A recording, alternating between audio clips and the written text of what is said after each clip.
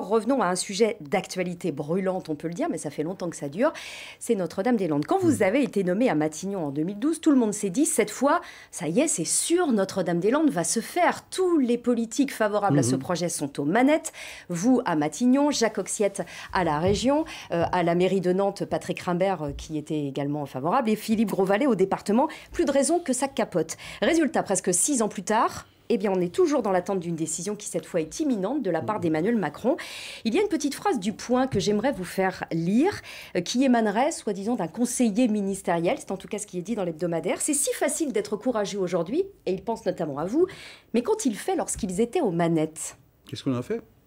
Mais on a continué. En gros, pourquoi est-ce que vous n'avez pas accéléré sur le projet et pourquoi est-ce qu'il n'a pas démarré? On n'a pas perdu de temps parce que vous savez, c'est un dossier qui est Une commission du dialogue quand même en 2012. Pas seulement. Il y a eu d'abord une tentative d'évacuation de la ZAD en 2012 qui n'a pas, César. que nous avons suspendue parce que je pense que nous avions sous-estimé sans doute la menace de violence qui était extrême et on voulait éviter toute catastrophe. Et donc, je pense que sauf qu'il y a toujours des zadistes j'ai eu raison de prendre cette décision à l'époque, et en ouvrant aussitôt le dialogue par la commission du dialogue pour essayer d'apaiser et de rapprocher les points de vue. Mais qui n'a pas débouché sur grand-chose. Ça n'a pas marché.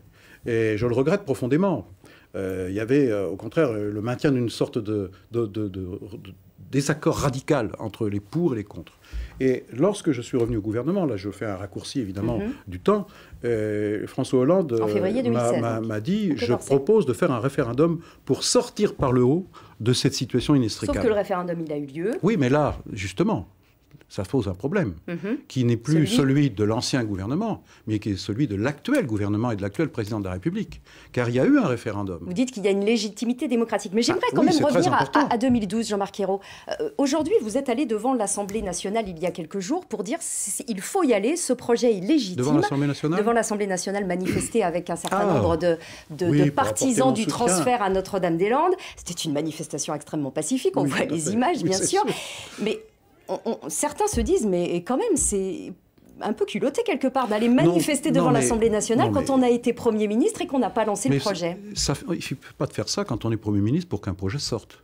Le projet de Notre-Dame-des-Landes, c'est un projet qui a demandé énormément de temps pour être étudié, instruit, et qui a fait l'objet d'un nombre considérable de recours. Il ne faut pas l'oublier. Mais ils n'étaient pas suspensifs. Si, un seul, qu'il faut bien avoir en tête. Et justement, il a été oublié, celui-là, c'est le contentieux européen. Lequel? Eh bien, c'est le contentieux qui a été porté devant la Commission européenne au titre des compensations environnementales. Les requérants, les opposants au projet, contestaient le principe même qui avait été retenu pour le projet de compensation environnementale, qui n'était pas simplement sur le site, mais sur un environnement plus large.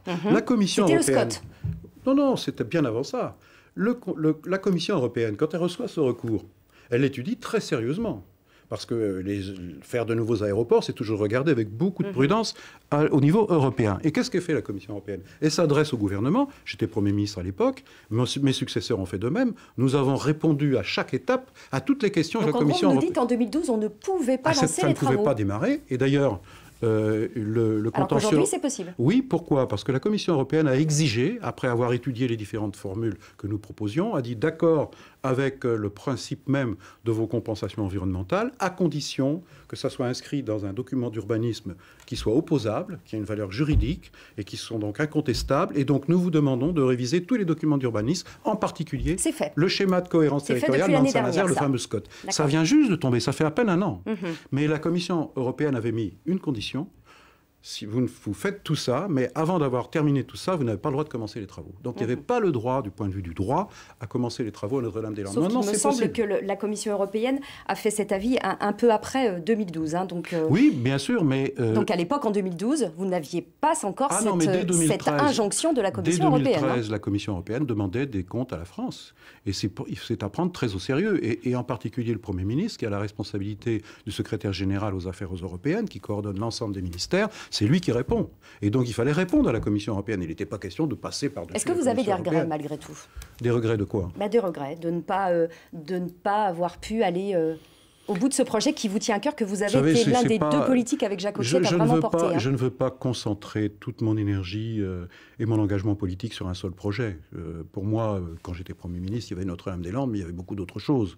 Il y avait le redressement du pays, la remise en marche de la France, et en particulier sur le plan économique.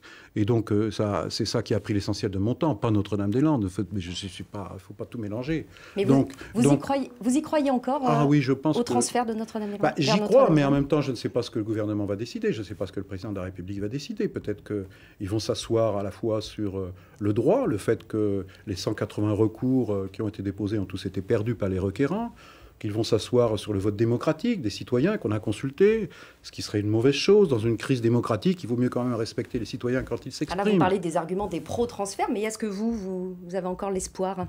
Moi, je pense que votre projet si le pouvoir actuel, le président de la République et le gouvernement décident d'abandonner le projet de Notre-Dame-des-Landes au profit d'une restructuration de Nantes Atlantique, de l'aéroport actuel, je pense que ça sera le symbole de l'impuissance de l'État. C'est-à-dire, au fond, faire croire qu'il y a une solution alternative à Notre-Dame-des-Landes, alors que c'est un projet qui est prêt à démarrer désormais, alors que Nantes Atlantique, il n'y a rien de prêt. Il faudra tout recommencer, tout étudier, nouveaux débats publics, nouvelle enquête publique, nouveaux recours.